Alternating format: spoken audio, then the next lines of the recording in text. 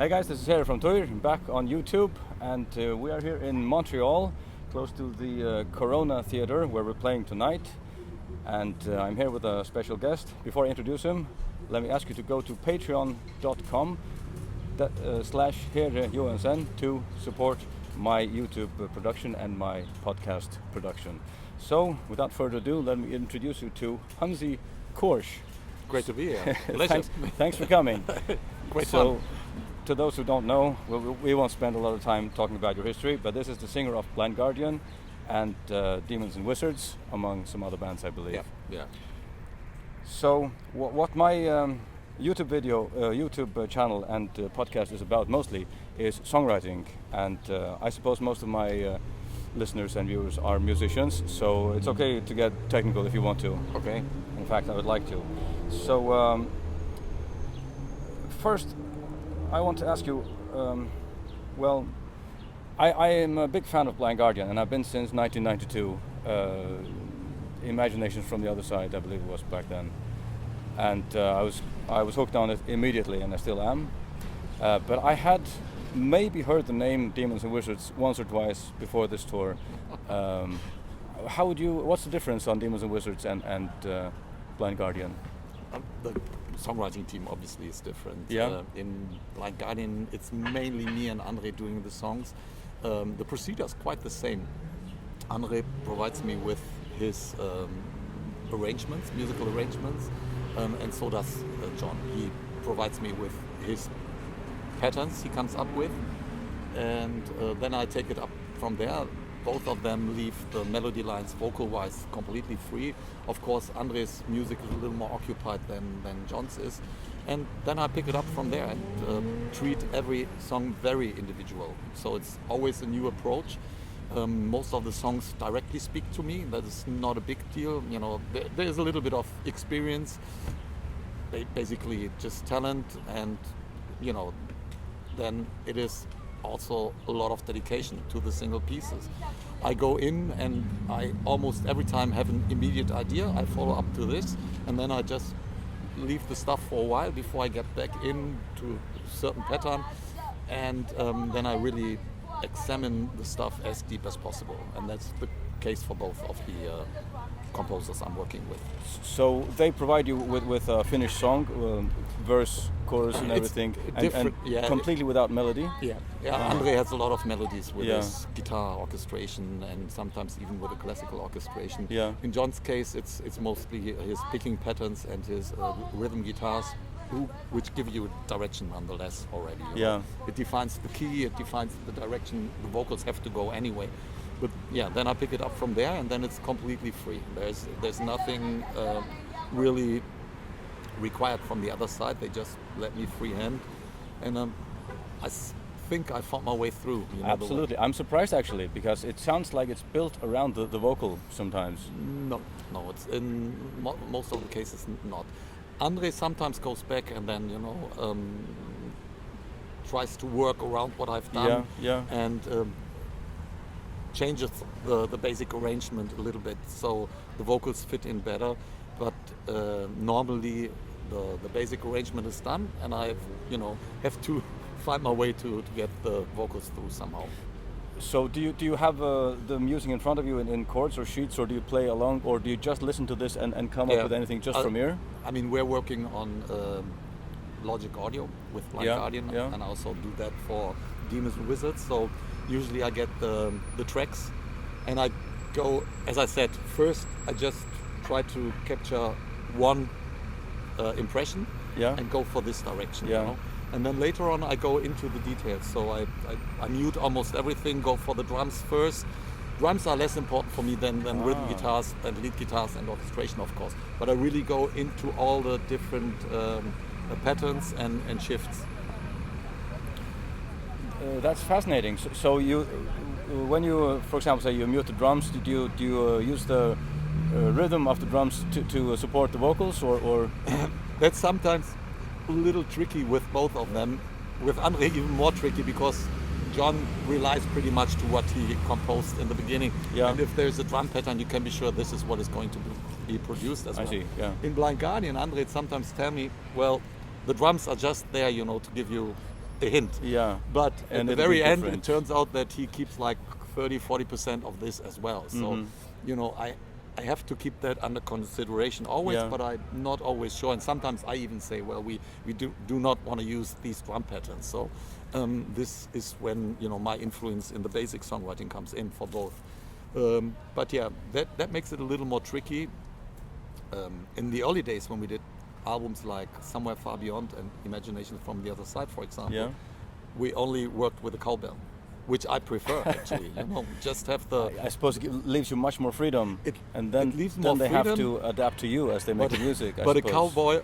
cowbell, as annoying as it is, you know, Yeah. it is very intense. So it is.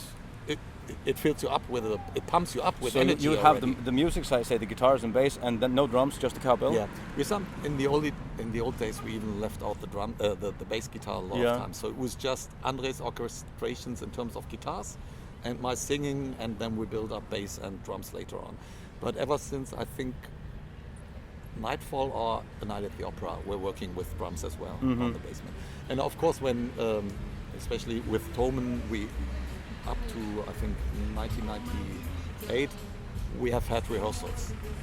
So you play the songs through some of properly them before at you least. record It them. became too complex with, you know, Yeah. let's say 50% of Nightfall and 50% of Imaginations already. So they were rehearsed later on. But ever since A Night at the Opera, we just went for the production and rehearsed the songs later. Sounds like a very good idea. There's something we haven't done in my band for a long time, and every time we release an album, I have some great idea after we released it, and it's the worst feeling. Yeah. That you did sound, you know, you could have done better. So I that's a very good idea that you have there. Do you have any formal education in music? Actually, no. I was in a marching band when I was young.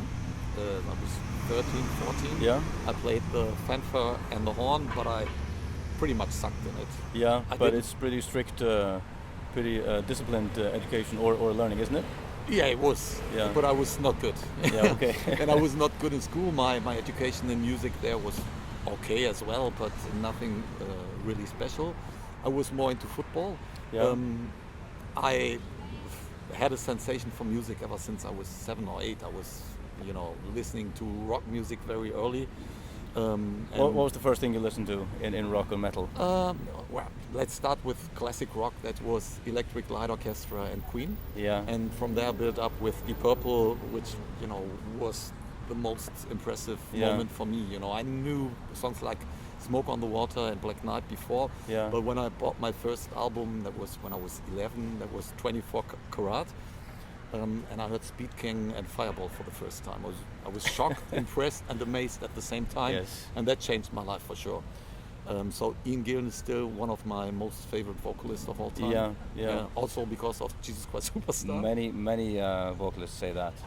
Yeah, it's a very distinguished voice, and he built it up basically. You know? He did. I must admit he's not my favorite, but they really had something. If you compare the level of musicianship on the early Deep Purple albums compared to other bands that of the same kind at the same time, they were unbelievably professional and technically capable, and that is impressive. So what I'm trying to get at is what is your technical level of understanding of music? It's intuition. It's complete intuition. Yeah. You know, to end up this story, I got my first guitar when I was 12, and I considered myself to be a guitarist until I met Andre for the first time in whenever it was 83, 84, around that time. Yeah. And he mentioned that he needs a bassist in his band.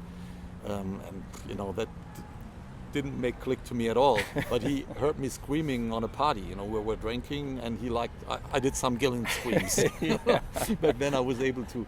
So he said, why don't you come by and do the vocalist in my band? And I thought, vocalist might be something interesting, but I want to play an instrument. He said, yeah, you can have the bass as well. So yeah, then I'm the bassist from now on. So I played the bass, took the vocals, and it was pretty much intuition for sure. I mean, that went on until the early 90s, and then I got a little bit of education. I took vocal lessons. I had classical lessons for more than 10 years. Yeah.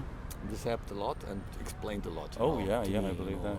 So my knowledge about, you know, singing with support is quite good, I would say, Yeah. and also the understanding of myself as a vocalist in general. So, you know, it was a lot of trial and error as well. Yeah.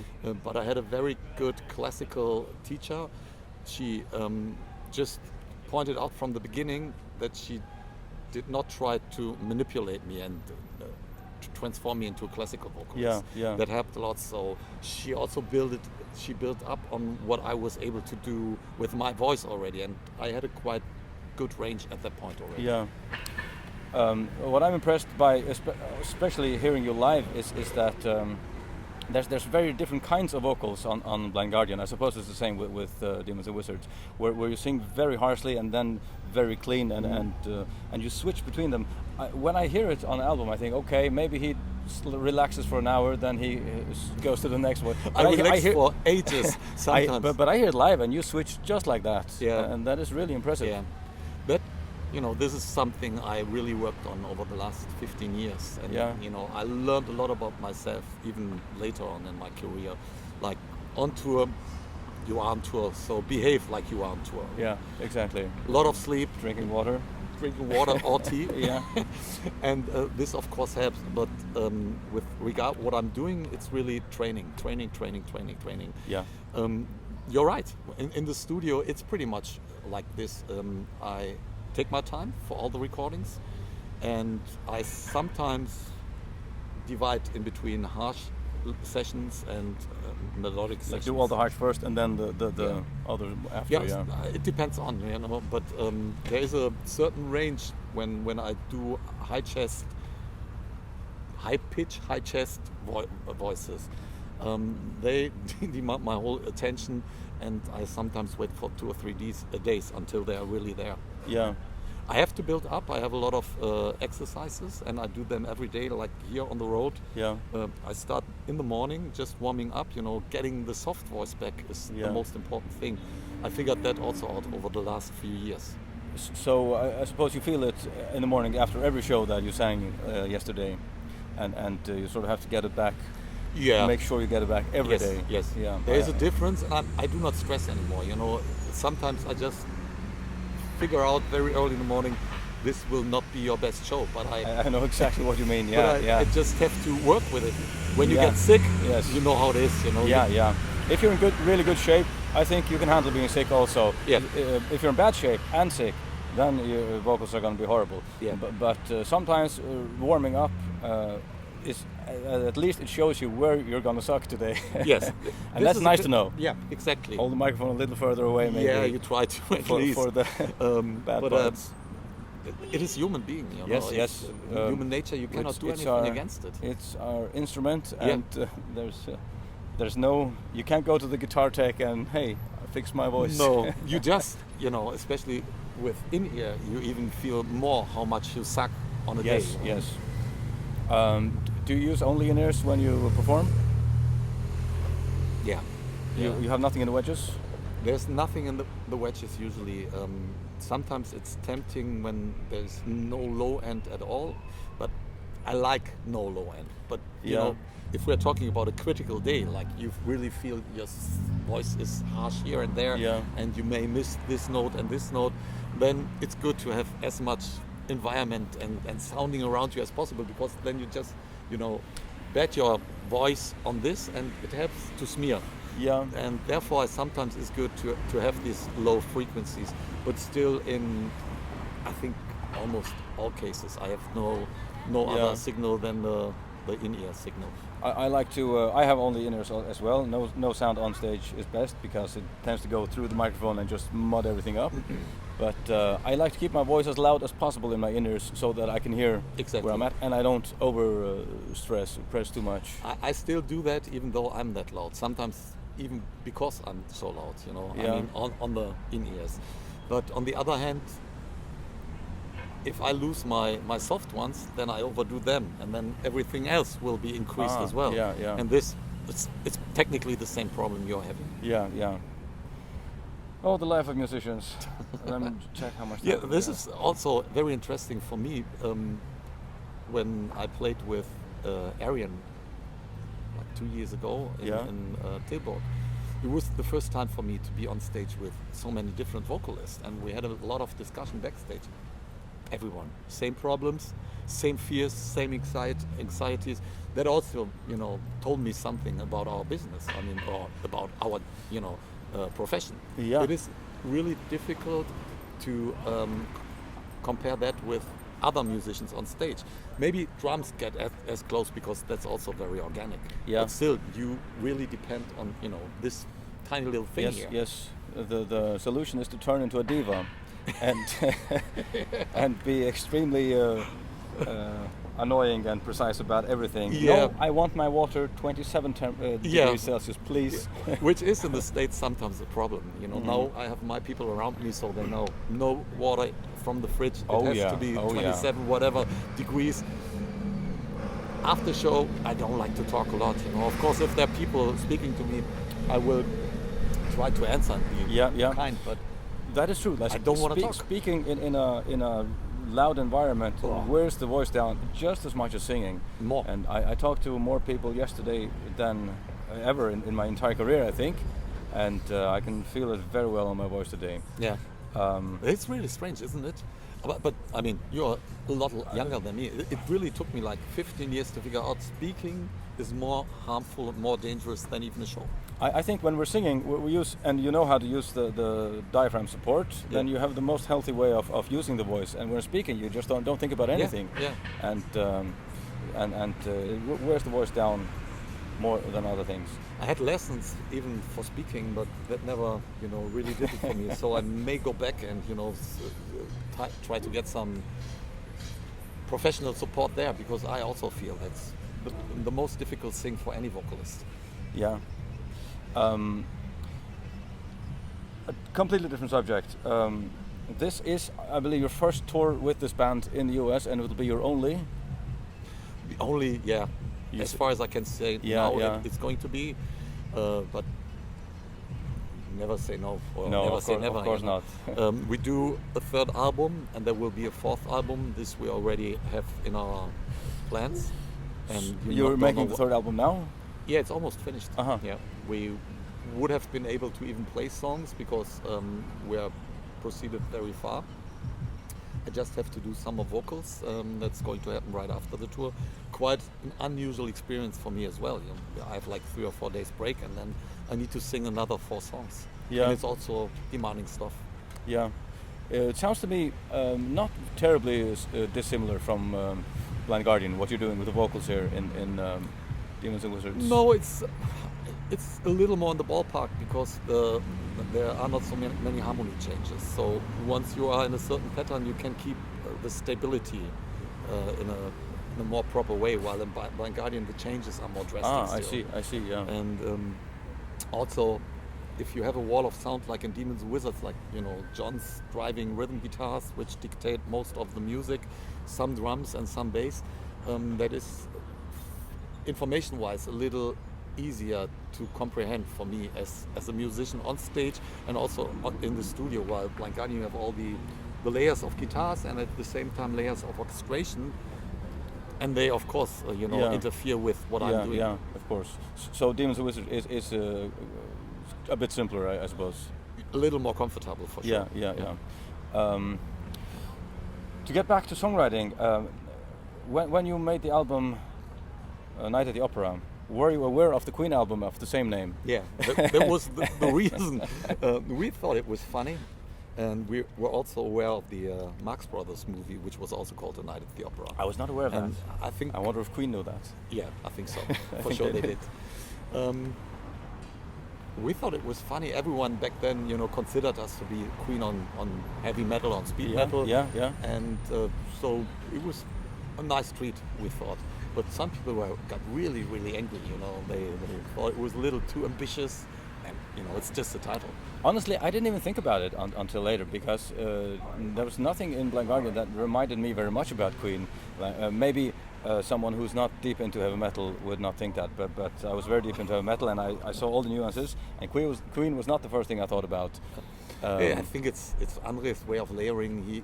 He admires Brian May, and so I admire Brian May and Freddie Mercury, of course, and I like music of Queen for all my ages.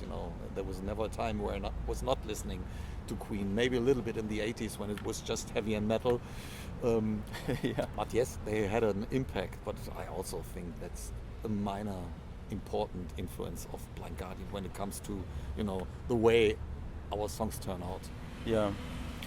So what would you say is your main influence? Is it still Deep Purple, or it sounds a bit different, honestly? I think we pretty much liberated ourselves from direct influences. I think you can say that. Yes, there's nothing like that naturally developed into Blind Guardian. Blind Guardian sort of came out of not thin air, but pretty thin air. But I would guess, by coincidence, by free will, whatever, we have assimilated things for Blind Guardian, that's for sure. And Queen would be one. And yes, for me, it would be Ian Gillan. If it comes to vocalists, it's different type of vocalists. I always like the harsher melodic ones, like Biff from Saxon, or Ronnie Atkins from Pretty Mates. He had a strong impact on what I did. Peter Gabriel would be one of the names coming up to me, because I always listen to Genesis and Peter Gabriel, and I also like the way he maintains his voice, and he has a style, but he also rediscovers himself and music anew with every song and every album, I think. That is very impressive to me, and for me as a vocalist, very important. And from prog rock to extreme metal, I like whatever, Metallica. I like the attitude of James Hetfield in singing a lot. For the theatrical aspects, I also like Geoff Tate as a vocalist, especially the early Queensryche stuff up to Operation Mindcrime. Yeah. Then, who also was a big inspiration in the beginning by the free nature of singing, it was John Arch of Fates Warning. That is something I know nothing about, but very well. I was very impressed with your album, Night at the Opera, to get back to that. But the final song, And Then There Was Silence, I thought it was completely abstract to me the first time. The first 10 times maybe.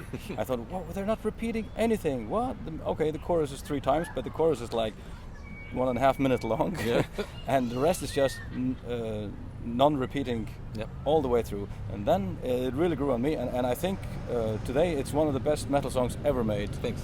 So how does Andre give you the whole song in that length, in that structure, and you start building? How does it happen? We spoke about that earlier, and I somehow forgot that. In Demons and Wizards, it's really, I get whole structures usually, and in Blind Guardian it would be sometimes a measure of 32 bars, sometimes it's 64, and then we build up on this first, and then we continue. So once the vocals are there, then we decide, is that the pattern we want to keep, or will we go into different spots there already and change things? Sometimes we just say, well, the middle section is not working, and then we even exchange that before we continue. But we just continue naturally usually, and at one spot we both decide, well, this is about the time for a chorus. And obviously this has not been really the case, and then there was silence and some other songs where we just couldn't find the real chorus. So you have one idea or a few ideas, and one thing sort of leads to another, and it just develops. And that's how long is the song? 16 minutes? It's 14 or so. 14, yeah. I was just looking for it. Unfortunately, it's not available on iTunes or Spotify. No, it is not. But I had it on my Mac, on my own. I bought the CD, put it into my computer, old school. But for some reason, it won't put songs over 10 minutes onto my telephone. Wow. So I don't know. The future. The modern technology of music is not made for songs over 10 minutes. No. Or Blind Guardian, that's for that good matter. to hear. I need to cross-check that because I didn't know. I was not aware of that. Yeah. But yeah, I had the CD in my car and I listened to it for years. I still listen to it every now and then. It's still in my car, my old car, and that is a very, very impressive album. And it took a long time to to understand it or to get through it. You kind of have to memorize it, and memorizing a 16 or 14-minute song is not easy. You have to listen to it a few times. Yeah. And now comes that piece. Now comes that piece. It's not so. Doesn't seem so non-repetitive once you've memorized it, and then you can really enjoy it. I think so. That's the secret to enjoying complex music. Now it might be that even after understanding it you think it's crap, but so you could have wasted your time, but in this case it wasn't. But that may deter people from trying to get into complex music. It's I don't understand this, and that means it's probably crap. But that's not necessarily the case. I would totally agree, but I mean that is a risk you have to take here and there, or maybe in general if you want to go into this direction. For us, this for sure was an album where our mind pattern has changed, and so far we went further into that direction. What changed with that album? I don't know. It's not so much that I could put the finger into the wound and say, well, this is where things went into a different direction. Not at all. It's just the way we as composers work and function. For us, whatever we are doing obviously is logical, otherwise we wouldn't do it, and we think it is understandable for every listener. But be it Demons, Wizards or Blind Guardian, in the first case, of course, we're doing music which has to please ourselves. Yeah. And when doing just the attempt of, let's say, doing a second Imaginations from the other side, just the attempt doesn't feel right. Yeah. And I think it's mostly in the basic arrangement already Andre comes with. He would be, really feeling wrong if he was just, shredding and then, giving like a chord pattern to me and say, well, you have to sing over this. And also, I have to say, I believe that to a certain extent, some people consider what we are doing as power metal. I doubt that it's really power metal. It's heavy metal, progressive heavy metal, progressive heavy power metal, whatever. Yeah, that's a big subject. You know the problem exactly, about the exactly. genre and the definition. Yeah. But I think the way of presenting rhythm guitars and making a song more plain, they are limited, and therefore Andre is exploring new dimensions. I would feel tired to sing over the same chords again and again anyway. Yes, but laid out in the same way. There's definitely a basic need to keep evolving, not feeling that like you're doing the same thing over again, unless you are, I don't know, AC/DC. But even bands like AC/DC and Iron Maiden, you can still hear some evolution of the music. It's not precisely the same, but you can hear what band it is. Yeah. And I think that is the case with Blind Guardian also. You have very recognizable vocals and very recognizable guitar tone and songwriting, but you can tell a new album apart from an old album easily. Yeah. And there's definitely more unusual nuances in the later albums, talking about the chord progressions and the harmonies. Yeah. I think that's true. So that's probably how, I'm not sure how much of it is your work and how much of it is Andre's.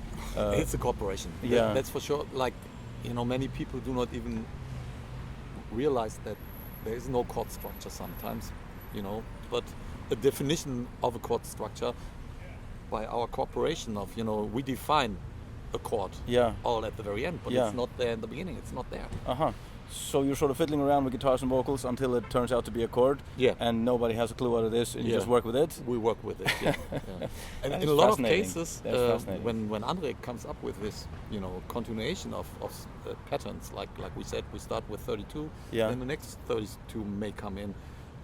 He's sometimes dealing with the same parts, and I do not even recognize, because what he's doing overlaid is so different that it appears different variations to me. over the same so piece. I come up with completely different vocals, and he sometimes wants me to refer to what I've done before, and I didn't even realize it was the same parts. Mm-hmm. That is fascinating. I could continue this conversation for a long time, but I have to go on stage in 20 minutes. Yeah, fun. So anyway, it was very nice talking to you, and likewise. very insightful Well, talk to other musicians, especially musicians that I look up to, about how they do their songwriting. It's a subject I've been thinking about a lot since I was very young, and trying to get It's a deeper pleasure into to talk about that, because other. I do not get the opportunity so many times, because this is not how the regular journalist thinks. No, exactly. So I try to take this from a musician's point of view and give them something real to chew on and think about. Yeah. So anyway, thanks again, and Hey, great pleasure. thanks for having us on the road. Hey, it's fun.